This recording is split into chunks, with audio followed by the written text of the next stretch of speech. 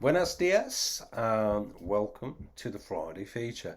Why did I greet you in Spanish? Well, because it's Women in Translation Month for August.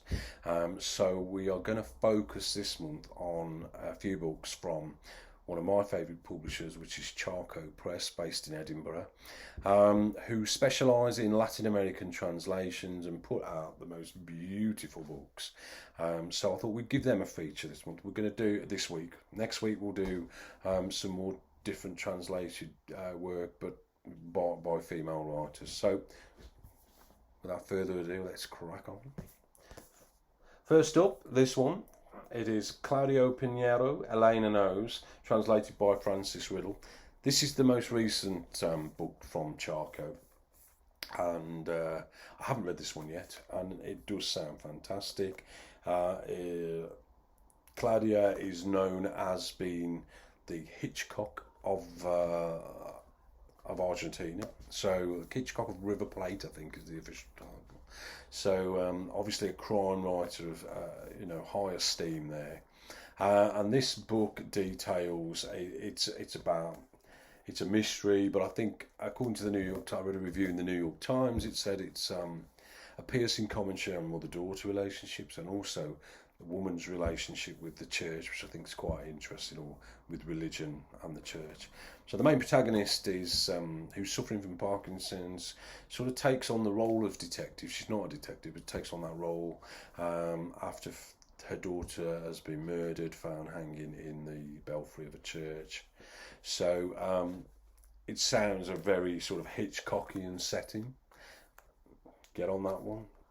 Everybody that I know that's read it has said it's fantastic. In fact, today, interesting story, I was doing some preparation for this little Friday feature, which is probably surprising. You're thinking, he prepares for this, But I do. And I got chatting to a customer as I was doing it. I said, we're talking about one thing and another. And I said, this sounds great. This sounds like something you might enjoy. And sure enough, she walked away with it. So I'm sure it's going to be a big seller for us. I'm sure it's going to be a big seller for Charco. So get on that one. It'll be on the website. Next up, and I have read this one, it is The Adventures of China Island by Gabriela Cabezon Camara, translated by Fiona McIntosh and Iona McIntyre. This is a brilliant book. It sort of details a woman's journey across the Argentinian pampas, where she meets up with a Scottish lady. I mean, it's a while ago already, actually, I'm trying to remember.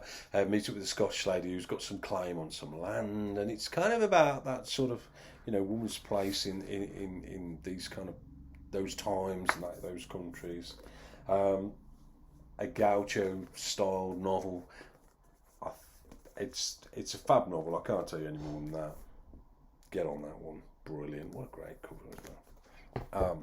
Next up, this one, Andrea Jevdanovich, Theatre of War, translated by Francis Riddle. I haven't read this one, sadly.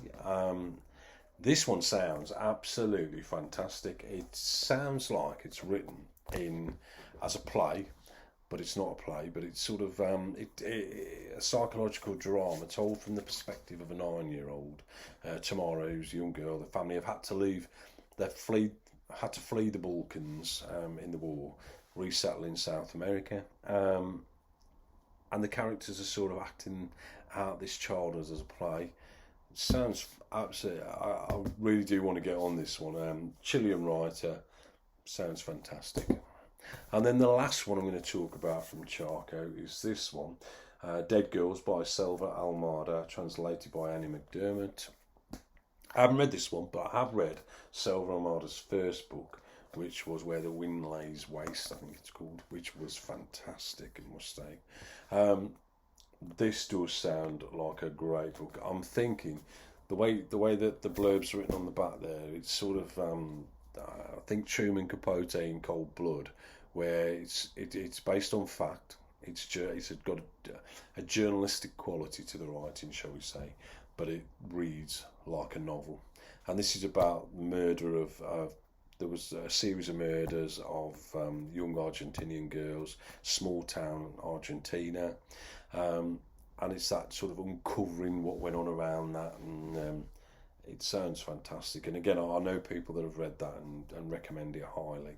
So yeah, they're 4 books, all by Women in Translation for Women in Translation Month.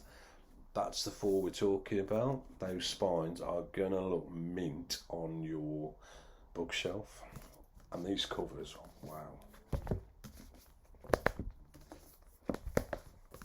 top drawer.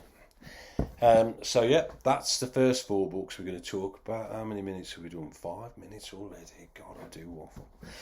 So what else? We've had a few other bits come in this week. Obviously, I talked a little bit about, we've had the new Baxter Jury book come in, which sounds fantastical. Oh, and we've had this one come in, which is Since I Laid My Burden Down, published by the wonderful Cipher Press, $9.99. Or I should have said all the Charco books are $9.99 as well. Anyway,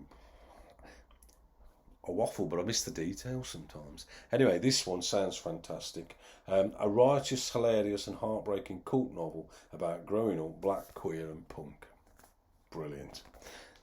So that's going on the bookshelf. That's coming recently. That's going to go on the shelf with the other novel that's the wonderful Cipher have published by the same writer, Brontez Purnell, and that is 100 Boyfriends. That's been really well received, really well critically acclaimed. We've sold a few copies of that.